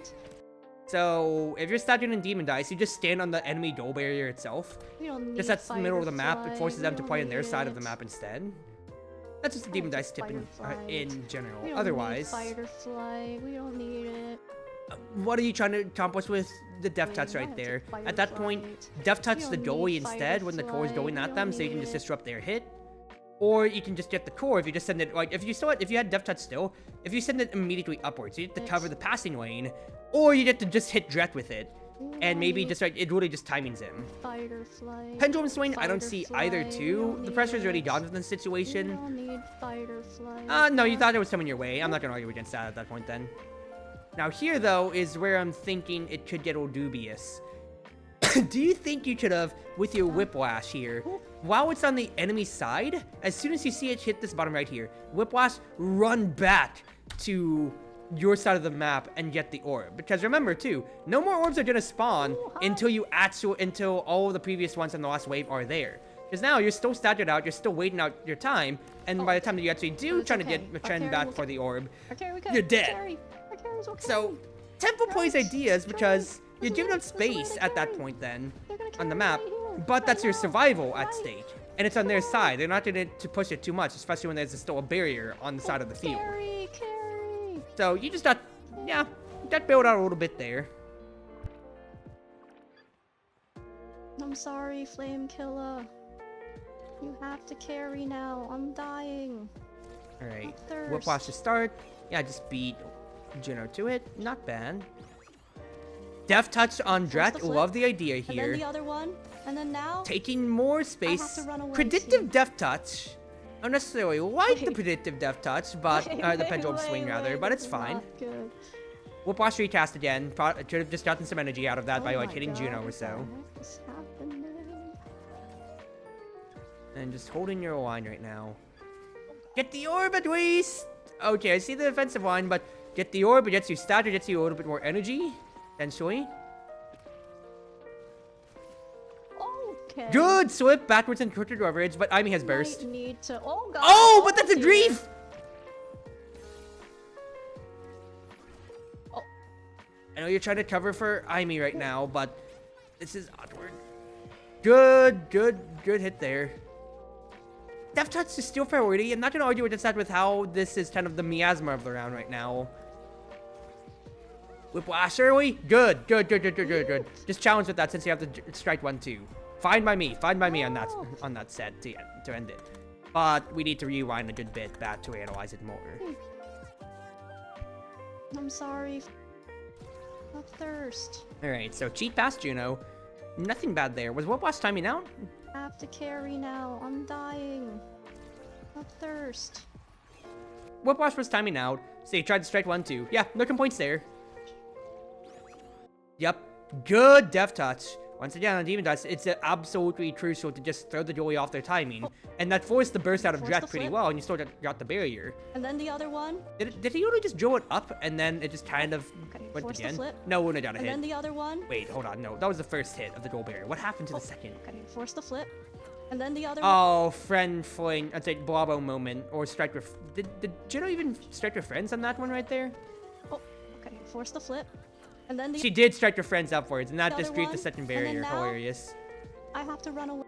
Yeah, like predictive force the flip. Pendulum swing right there. And then now idea is there, but at that point just aim it at Dret himself instead of upwards. Because if you I know that there's the wind up, and if it did go up, it would hit it there. I have to run away. No. I can't really fault on that point then. Wait. Rough angle. Wait. Fortunate. Once again, I don't see why you drifted back and forth. Actually, no. The idea is there. No, you're dodging the friend fling, but still, just recast it anyways. If you're going to burn, if you're not going to use, if Whiplash is timing out, just recast it. See if you can equip somebody for some energy and damage. Otherwise, patience. And then I think you should have just stood on the orb. I really do think you should have stood on the orbs. That would solve your stagger problems a little bit more. So you're already on top of it there, and I know you're trying to cover, but you have Death Touch to cover at that point, and if it gets past you. Now, Amy's a little bit closer to the burst again, and you don't have any, you still only have half stagger. You use Death Touch here then, which I don't necessarily mind, and then timing just got thrown off, just as how close it was, no problems there. Pendulum swing trying to cover still. Okay. Might need to, Juno hit it as Amy was bursting. Oh dear. Trend here is just to cover the top half of the goal. Pendulum swing just unfortunately missed. Bad send, yeah, just sent to Juno, Amy for no reason there. Priority steal, fine by me there. Wide angle cut, yeah, that's fine. Trying to avoid the sound barriers right there. Okay, yeah. Oh so it's really just the orb and Whiplash situation. Why is every match so hard? Okay. Opening round. Cool. Oh, Juno Blobbo just won a strike war, not much to say there. Gotta cover. Gotta get the orb, gotta get the orb. Oh, but top spin got the kill. Said we sense a trade, I had plans. With all these abilities that I had, I was like, oh, this barrier's Lovely free. pop retract from Okay, Kazam's an idea, and it even bounced in your way. Main thing is that I don't want... in the book. That's just unfortunate. I don't want Luna to maybe have to use any energy because she's so close to burst. I feel Riz may have And now gotten the Juno's best of got me. burst, and now it's a barrel. That's That's just... Yeah, you just kind of got It's still free and I'm just gonna be destroyed back. there, I have every unfortunately. ability in the book. Well, I see the idea, and I probably would have done the same thing trying to cover it. You just kind of just got pushed in and then died. Yeah, not much to say there. That's just an unfortunate set. Yeah, who's Like, Paya? quite frankly, there's Why not are they much to here? honestly even... Well, no, I'm still gonna look at it. I need to do it as per my duty. But there wasn't too much more to look at past that. Hard. Because on the initial strike war, Pendulum swing again. Juno's just spaced a little bit more, and then, you know, with the Blobbo, you just lost the strike war. Not much to say. Tried to eat things here. And then you got pushed away from the orb, which is so unfortunate. But at least top spin worked. It's just that you got pushed afterwards by a friend flame. So, yeah. And then you're just dead the entire rest of the round. Yeah, not too much more to say there. Why are they here? Who's a Paya? Hey. Oh my god, they're gonna get Big fish for Spark. size, and it could solve some stature problems. I Kazan's gonna get should have first. Though. taken the Spark. It's all my fault. But Spark of Leadership is there, and Well, Kazan I need- gonna I get Big kinda need Fish, size, which means dude. Spark of Leadership goes to Aimee then, which is rough. Alright, 'Cause that's 3 fine. Sparks. That is rough. Deny Kazan getting more that and size then is give me nice, but in a vacuum, I think denying the Sparks is What better should I considering say? how that gets the more power You know what? and more I'm gonna CDR. take this one. Trust. No, this is it. Glass This is right. cannon? This is, I promise. When you're taking this much damage? Correct. I don't know about that. When was this VOD? 2 days ago? Glass Cannon's still a former shell of itself. Bulk up would solve your stagger issues. I do not like that pick at all. You've had 2 past rounds where you've been dying, and even if Drek has stagger, that still is more health for you. You're taking so much residual damage on its own then. Trust. No, this is it. This is right. Like, this is, I a promise. conditional power and speed versus guaranteed power and guaranteed stagger, which allows you to stay alive on the pitch. That's, I don't like that pitch at all. I really do not like that pitch at all. Whiplash recast opportunity, again. That's like 9 now, but once again, I'm being pedantic at this point here. Is that good? Okay, yeah, you already lost stagger enough to where, like, it's there. Good strafe. I love the strafe right there to dodge the Juno hit. But, wait, you could have just had a little bit more stagger. I don't have size. It's hard. However... Oh, I don't like your positioning there, too. You're just chilling there. Unless you're looking for a death touch, what are you doing in the bottom half of the map doing nothing? What are you doing in the bottom half doing nothing? Coverage? Oh, And then that's into just right the against the Blobbo. lava. That's rough. That's rough. That's so hard. Good press the point. Good press the point. Yeah, Very projectile's flying clever game everywhere, not plan. just Yeah, counting. Like, I think the so. I damage think with the matching holding, but then, names like, is yeah. really Like, Luna's powerful. taking so much damage on her own, too. Oh. Keeping the angle open. I love the patience not to strike. That way, just the sword just drifts on its own way. Death touch in the middle. Good idea. Love the dribble. Stun. Okay, Luna just got it in instead with a boost. Look, you had the idea right there, and it worked out. Lovely pickup. But let's look at that again. Let's look at that again from the beginning here. Because quite frankly, we could compare if Glass Cannon really gets too much value when it comes to a tier. Just like, hold on. Glass Cannon Omega Strikers. Glass Cannon. Every 2 seconds, getting hit resets the timer. Up to... So, after 14 seconds, you fully stat. Now, I don't know if this is up to date. But, fact is, you need 14 seconds of uninterrupted to get full value, whereas you're always getting full value from both of at the very least. 350 stagger, notwithstanding, notwithstanding Stinger, especially with the boosted power, that's 1 more ability you can take, which can be everything, considering how that's 1 more Blobbo. So you do kind of take everything here, but fact is, right, that could just buy a little bit more time. Just a little off in your positioning, and then you just kind of get hit by everything, so that's kind of fair. Death Touch, out of desperation, I really don't know. Replicator pays off for getting you some stature, though, which is huge. And then, I love the strafe. You already have it on their side of the pitch, so you can just sidestep whatever abilities bait them out, because they're already pressured out. Very, very good high IQ play right there. And just keep pressuring.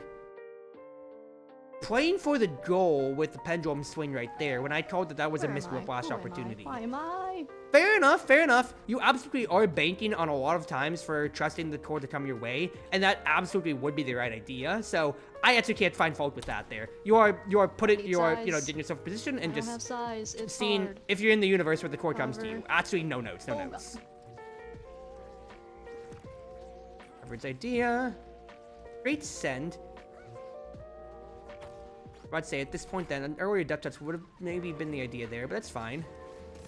And then you just, walk into the Blobbo. That's just unfortunate. You had so much speed from Whiplash too.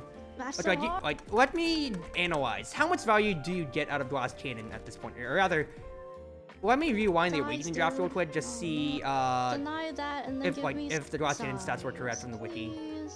What should I take? You know what? Yeah, it is correct. Rasmus with the right choice here? Well, Luna doesn't offer a big body when it comes to it.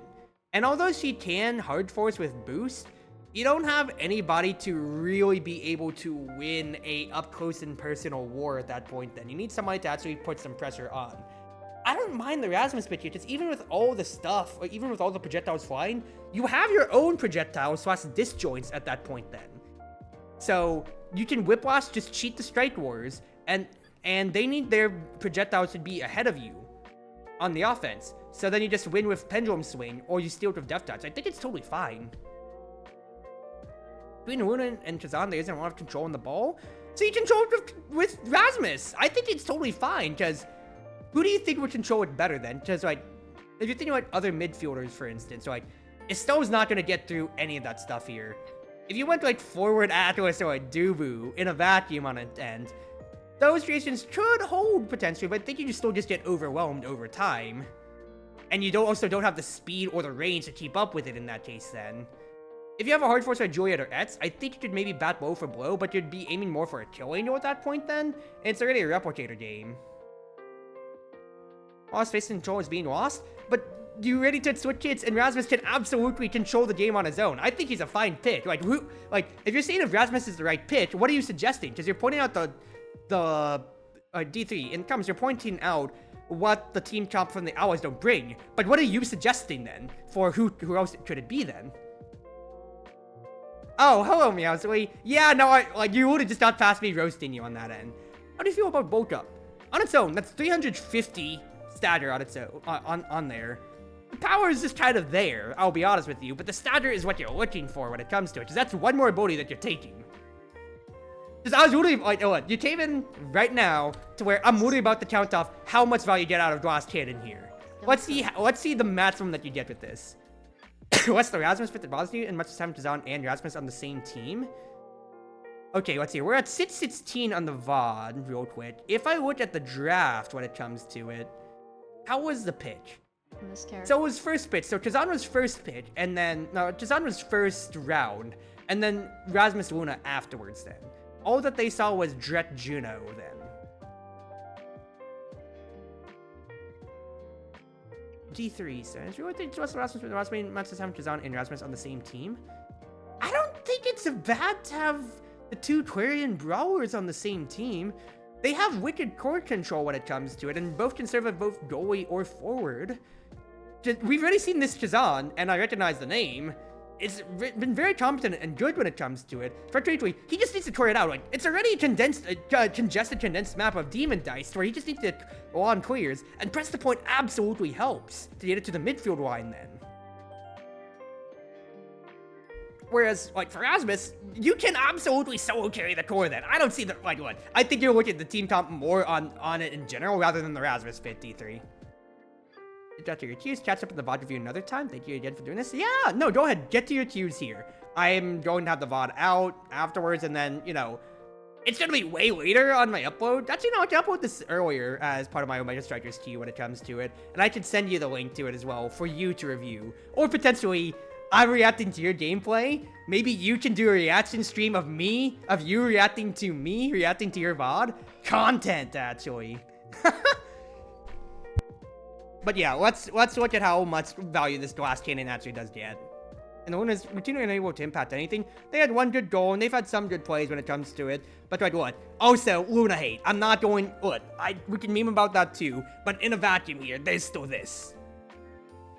Not right, Kazansi and constantly have to watch up and then be out of position for later places he has to watch so far forwards.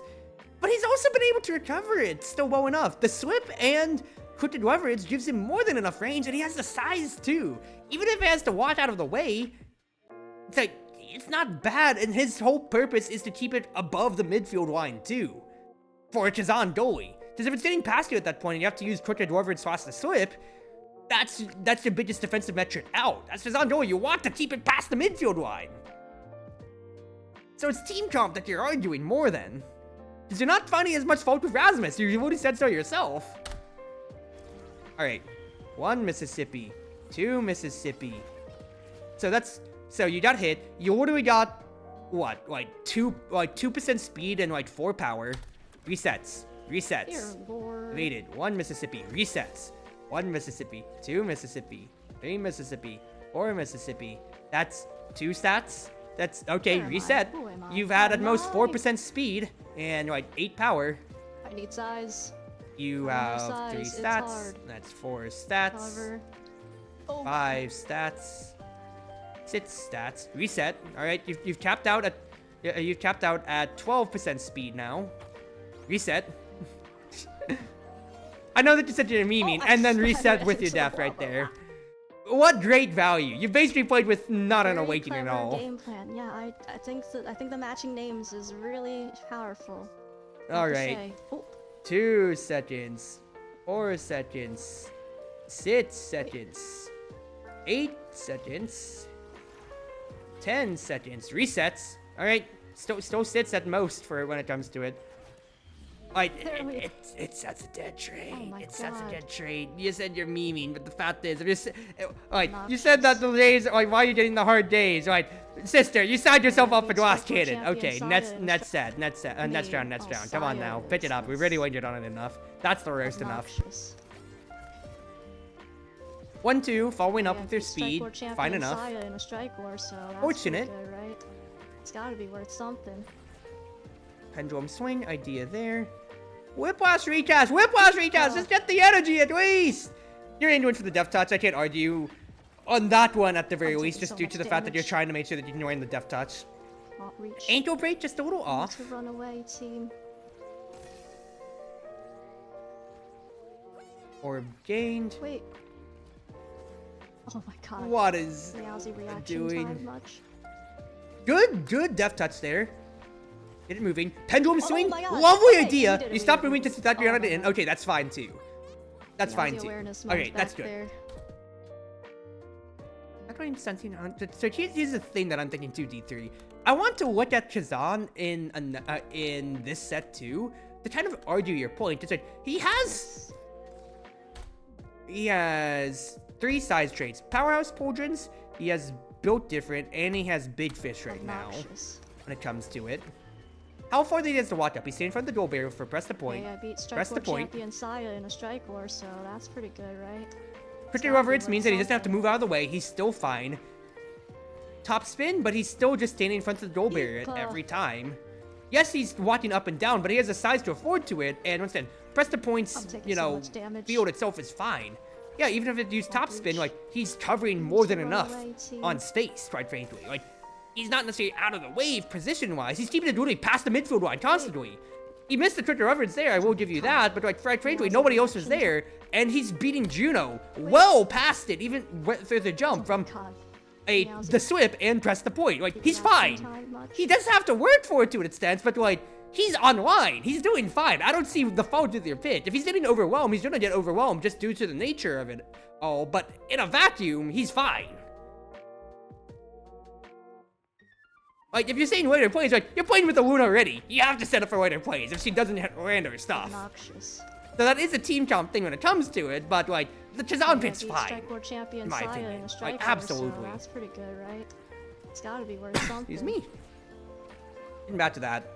I wouldn't say that, no, like, the pendulum swing was an idea there. You're looking for the depth touch, but I think, and say, while you are looking for it, I'm not finding fault with the whiplash at that point. Then I am finding fault with the angel because you're sending this here to where Amy can pick it up. The little whammy grease it there, but Amy should still, she's still standing in front of where the passing lane would be. I don't like it. I think I like your other depth touch better. If you want to use it, then I think you can just pressure the corner and then have the depth touch here instead for when it rebounds out to Juno. Because then you get your free war. Positioning's good. You're waiting out for your cooldown, so you're just trying to dribble so it. Damage. And then the break is a little bit there. I need to run away. The angel break from Muna was kind of there. And now you're just kind of waiting out your time. Wait. Trend backwards. Really good evade there. Yeah, Kazan gets to press it. Deft touch steals priority, and then you guys get to really start pressuring. And then yeah, just solid play. You saw the angel right there for the deft touch, the strike. You saw the angel for the pendulum swing once the tor came your way. I was like, just solid after that too. Just small ideas. Proactive with deft touch. As much as they did say, they always said you want to be proactive. In the right moments then. That first one at the bottom right, I mean, could absolutely intercept the angel, even if not for the boost and the lock and load. So just like, you know, you want to cut the angels rather than just, rather recognize, like, if you're in the way of a passing lane anyway then. Misstrike. Taking so much damage. Pendulum swing, I don't like that. I do like the whiplash. Yes! Dread the dread, so he's stunned. And pass out to Luna. Beautiful. What if I get this orb? Or breed? Oh, you were in the right place too! That was so beautiful! But you broke ankles. Okay, that's good too. That's good too. What? You're in the right place? That's what counts right there. How's the awareness month back there? Just stay up here, a primary. Alright. Pressure, right? So, good plays on that end afterwards. Stinks. Oh, Abafet. Not much to really comment on. You're just kind of like not in position afterwards. Misstrike, we have those.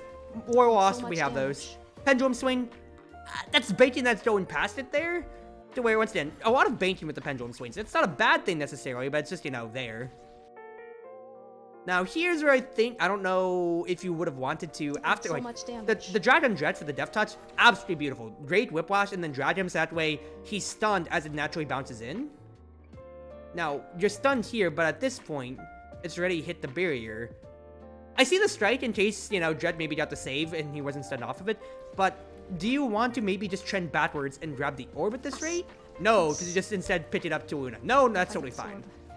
Then you pick it up afterwards, and then, yeah, past the misstrike, you're still in the right place to just break Dread's ankles. Yeah, no big notes. You played the better tempo, because at least for me, I probably would have just given it up and said, alright, we got the tempo, we got the barrier, I'm going to guarantee my survival for the later end, but instead you played towards the ego, and you really got Switch Kids proc off of it to be able to trend back. Nah, no faults there. Good play. We technically won the first set, so I don't know if this counts as a reversal. Here, I'll deny. Yes, I was about to say, absolutely. Just deny the Spark at this point here. Deny the Spark. Spark and Zodiac can't be assembled for Aimee, and she is last in draft, which is best case scenario. So, just gotta be done. Absolutely. And then I get more speed. Luna gets extra special, and I think she already has specialized training too, which is big. Yeah. Prime time for Tazan, you know, just great. This will help me evade team player, stuff. I do see the idea with him for press the points. Press the point team player already. It accelerates the core, but prime time's more consistent for defending, so that's fine too. But yeah, just had to be done there. If nobody else is gonna take it, you have to take the spark. Leadership stuff. Evade out. No. What did that value from Glass Cannon, guys? What did that wonderful Glass Cannon value? I'm dying. And you're done. Oh, that sucks. Top spin. That's core control out, and Luna can just try to play ping pong outwards too. Top spin with prime time, that's huge. Coverage with whiplash, I love the idea, even if it didn't send the way that we necessarily wanted it to. I love the idea there. Oh my god, help. Waiting it out, good idea there. Why would you deft touch there? Pendulum swing would have covered the same, because if you missed at the end of the day, then you still have deft touch after. Good pendulum swing. Not in the perfect place, that's understandable. Whiplash up, love it. 1-2, 1-2. Pendulum swing ready, aware. Idea was there, execution just wasn't, and there's no fault on that. Oh my god. Oh, that's so unfortunate. Core speed on this. Only other thing was just impulse death touch at that point then, but you can't argue against that. Just once again, do I get to get impulse death touches off much? Not really. Stuff. Alright, so you just get stunned overall, and then you're just kind of suffering. I'm dying, I'm dying. Trying to pick it up. I don't like the trend downwards after that though. Like after you take the hits, the core is already down there. You just need to stand more in the middle. Because you trend it downwards, and I see that you do have the idea to get out of the way, but you should have just immediately started trending up and just preserving your life at that point there. And Luna just picks it up because Dret wants to try to push the tempo, which means they lose control and goes this way. Tried to dual 10. Pendulum swing was there, but it just gets way too congested at that point. I like the idea of maybe going for the orb, but then maybe recognizing that Kazan might need it, slash replicator's there. But here's, if you pendulum swing this, you hit an entire line potentially. Let's see if you would hit the core. Maybe you should have hit it, and it should have gone your way then. But I think pendulum swing is the much better choice there, because it's going to come to you otherwise. And that's a shorter cooldown compared to Death Touch. Otherwise, it trends this way. Why are you doubling back? Push the advantage. Just keep moving forwards. Like, you cast Whiplash, and then you double back. I'm guessing you're getting ready for Dret to immediately send. Okay, I see the idea there, then. I keep questioning plays, but there is valid ideas and trains of thought. I'm not arguing with it there, then. Good, 1-2. And then, yeah, setting up. Now, my fault here with this small play is Luna might be trying to wait for you to make a play with it, with your pendulum swing here, and that's why he's trying to time it out, because you're trying to wait for her in that case then. You're trying to wait to react, but you're going to be stuttered out. At that point then, you should have just immediately cast pendulum swing straight on Dret. That way she might be able to get the timing for when he's stunned to send it straight forwards. So she does that to send forwards, but if you just hit Dret instead, like, as soon as pendulum swing is off cooldown, if you just immediately send it, like, right now, pendulum swing's off cooldown, if you send it towards him, right at this moment, you absolutely do hit him and maybe the core if you send it upwards. Since he sent it downwards, it would have been different. And then, once again here, this is just reaction if you saw that Death Touch was immediately off cooldown and you cast it. Because then you could save it, but yeah, Judo Strike, I'm not going to argue against that one there. What's the core speed on this? But yeah, that's my only other bit egregious thing in that set on that round right there. Just, you had to move forwards. I'm not gonna argue with that, but you should have absolutely just hit Dret instead with the pendulum swing. Just hit the goalie instead. Hit the goalie instead. Ooh. Another potential drag. Top spin's huge. Top spin's huge. All the damage right. Okay. Love the break on the ankles. Oh, I already used Miss strike. That's fine. When it goes bad to cover. You can win. Recast the Whiplash! I guess it's more for positioning you use that one there, but recast it for some energy. You're so close to burst and you kind of need the energy too. Love the patience idea. Orb grab, yes, huge. Beef moment. That's a burst beef. That's a burst beef. That's a huge burst beef by Aimee. Why would you send it forwards on Demon Dice? All right. So, Whiplash didn't get the initial ideas there, but I love where your heart is on both of those plays when it comes to it. Right. Great ankle break. And then yeah, just Miss Strike just starts it off there then. Just calm down, yeah. Whiplash starts. They have maybe you should have trended towards Dret, just clip them for some energy, because the main thing this thing about is like your energy and your burst situation, considering how much damage you're residually taking. But you're getting into position, so I'm not necessarily going to fully argue, because it still did come low overall. At least some of them. Then you just, you wait out Dret, try to play forward, and then Aimee sends it forwards, right? Straight forwards! At least dribble it off the side, that way it didn't come straight into your barrier again. Because she just griefed her team. Oh, cooked. I don't know how we won that. Oh well, oh well, oh well. Flips too. Okay. Thank you. So, getting that chaos after this then, for win? I don't like that Death Touch. Your stuff's forced out there. Now you're trying to hit Juno. Okay, idea's there, but looking at Juno instead of controlling the core, because that just lost you the next barrier because you're just trying to be kill hungry. Unless you can confirm the kill, why are you trying to look at her? She's already staggered out, so you use that to push your advantage. Whoa. Yeah, that's a huge jump from her. Just fact is, like, you haven't gotten any kills at this point here. It's not like you have adrenaline rush, quite frankly. So why are you trying to zone in on her? She already has no energy necessarily. And you already lost both barriers at that point. You're already down one barrier, and then you lost the other barrier from trying to Killmonger on her. That's not your win condition. Your win condition is just like, you've been winning fine enough then. No fault here. I think you might have been trying to prime a Death Touch to recover the angle here. Okay, yeah, like, I see the idea right there. I saw the task indicator, but you just got hit by Aimee, so it buffered your input. I can't take that, friend. You're just watching for the Lawn Angel.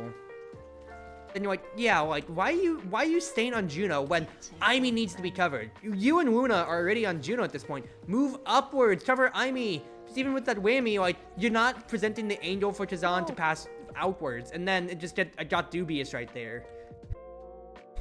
Because if he had an angel upwards, yeah, Jet's still the walking load, but you're still in front of Aimee, and then now it's more in the midfield rather than constantly in your side of the pitch. Because the core stays between, yeah, goes outwards then, but Tizan has to fall further back, and then that forces him to clear backwards then. If you got a little bit further in, maybe you could have kept pursuing the same angle otherwise. Because then, yeah, now this is just a straight problem. You're trying to cover the middle here. Trying to watch Juno for what you can, and then, yeah, it's not even a flop, that's just Luna's crater. Just cratering the chances for your team to win. Yeah, God, that's unfortunate. The draft, I should have picked Spark. That could have been me, you know? Could have been me. They could have had to deny me. The Meowsy didn't. Oh. Whiplash recast was late, but it's fine. Death Touch for priority steal, I love it. Should have just 1-2 strike with the Pendulum Swing getting ready. Death Touch not used because I'd say Whiplash not used because maybe it was too close to the goal. So weird situation. Recast! You should have burst! If you've been hitting people, you should have burst! You also alternatively could have used Pendulum Swing right there on Dratch. You're so close to burst constantly, and it's killing me. You got it? You stunned Aimee too, and Luna got it through. I can't believe it, because Aimee absolutely could have barreled it in with her burst to end your fate.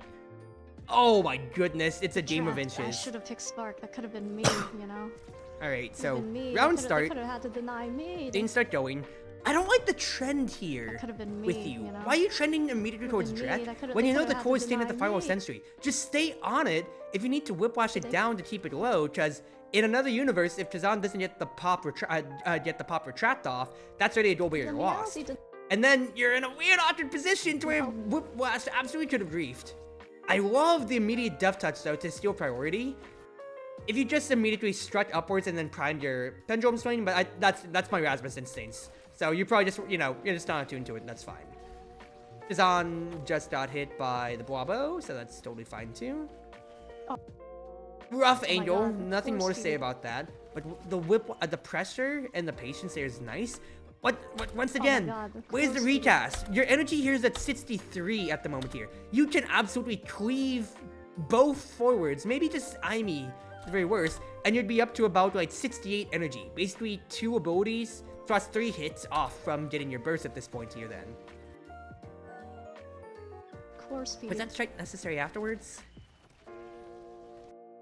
You're 1-2 in case Luna didn't get it. No fault there. Now, here's what I'm thinking. Why do you move upwards here? Because if you move upwards, there still is a viable lane that you get through. Just right there in the middle. If Dret is so inclined. Alternatively, you kept going downwards, you'd absolutely just press Pendulum Swing and force him to be stunned during this hit too. See, yeah, with that weird upwards trend, Juno even cheats past you with her jump too. Why do you trend upwards on that note? Like, the core is down there.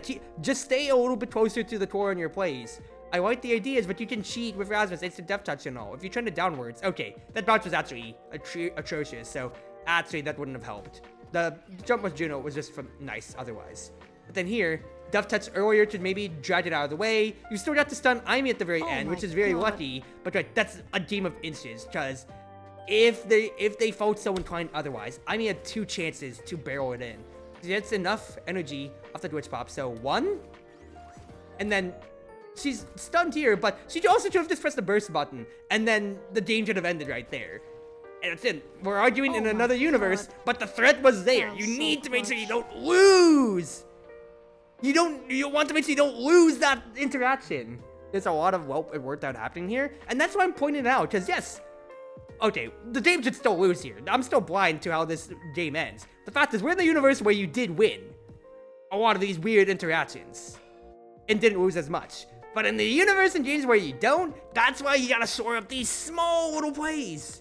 Oh my god. Because you got lucky and Luna did get to win her boost 1v1 right there. But in the universe where it just, just press the burst button, it's a 2-3 loss and a 1-3 loss set. Oh, this is so bad.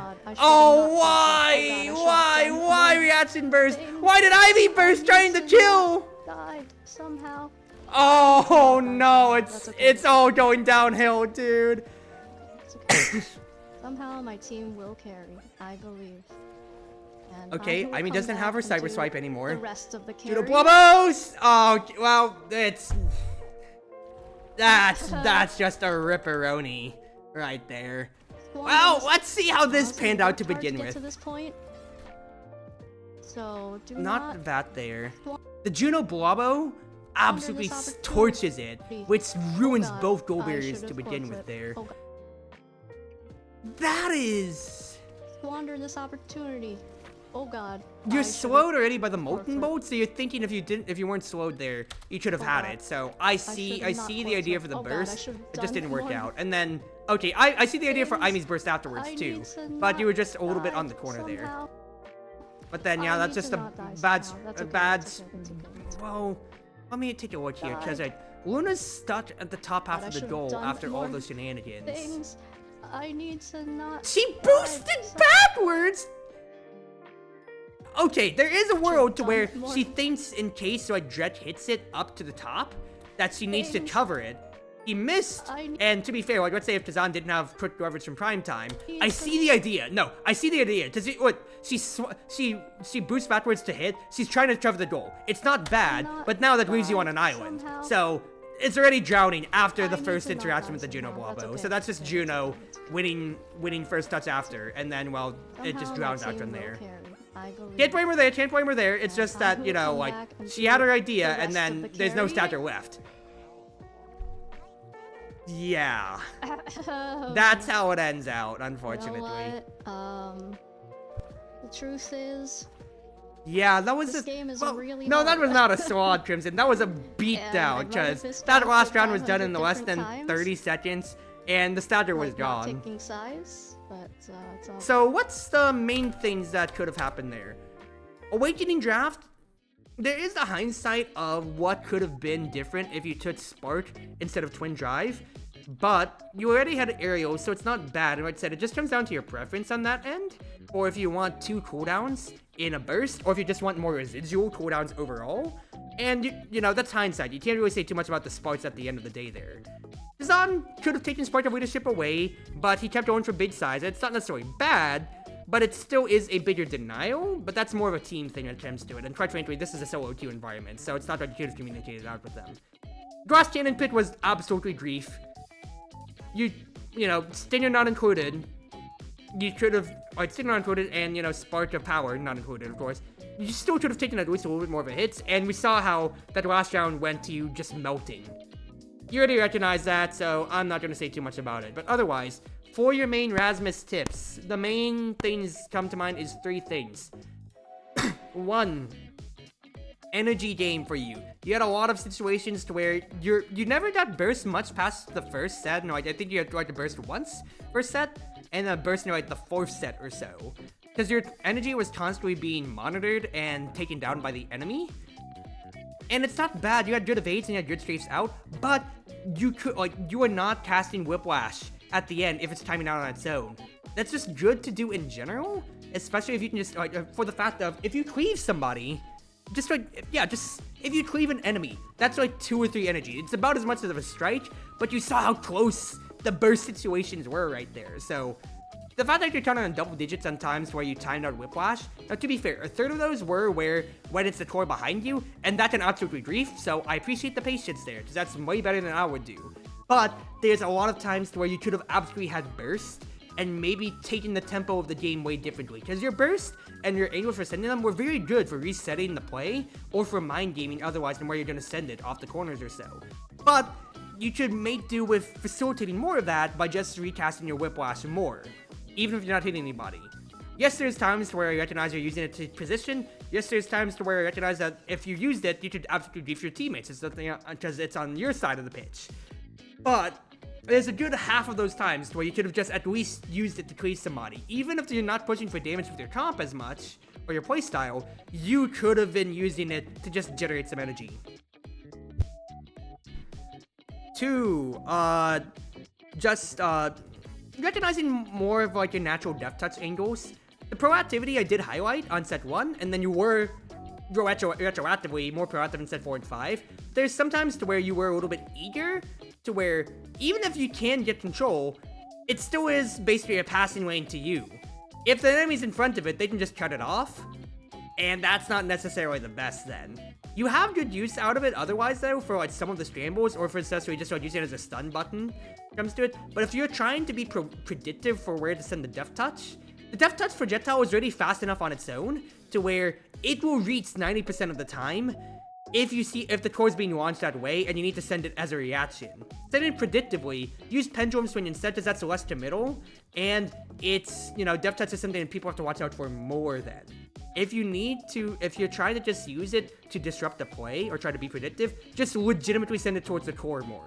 Because then you're either going to hit the core and you get control because it's coming by at red speed towards you, or you stun the person who the core is on top of, and that forces their hand into a disadvantageous strike war in case your other forward's on top of them or so. And then 3, when it comes to it, is just fundamentals for man marking when it comes to it. Your Whiplash lets you cheat strike wars because you don't have to engage in them. You just Whiplash recast, and that's never getting near the natural strike range. Pendulum swing is your disjointed hit, of course, and then death touch is death touch. It's got a myriad of uses. But I like how you're cutting off a lot of lanes when it comes to it, but you need to just be on top. You just have to be a lot more on top of people when it comes to it. Don't be afraid to be on top of people, because Rasmus will have size for upgrading the size of those abilities, but that's also because he gets to cheat even better with both of those, with the bigger sweet spot, or just range rather, just overall in pendulum swing, and range and whiplash. Because you cheat strike wars with Whiplash naturally on your own, size just exaggerates that fact, so just get in front of the people more. If you can't cut off the passing lane, just get in front of the person, man-mark them more. Overall, you had really good ideas and moments there, and there's a lot of times where I saw it's like, alright, you had the idea and you just got buffered out because you got stunned by a hit, or it came to a situation to where, for instance, you just got, you just didn't get the timing right. I'm just gonna chalk that up to, the Rasmus main, is the thoughts there. So, overall, pretty good review. I really appreciate the opportunity, Meowsly. I keep saying it as if you have an L in the name, Meowsy. And, let's see if you're streaming Omega Strikers, just because I can. Okay, Omega Strikers. Because if they are still streaming, yeah, they're still streaming right now, so absolutely. Just support their stream if you can on their end. People there, they just stream on the same Twitch when it comes to it overall. Just send them their love. Now, I will say though, now it is absolutely my own turn to play Omega Strikers. I was thinking a Celeste game, but I think it's absolutely my time to just do some rounds, because all that talking is envy. I want to play OS.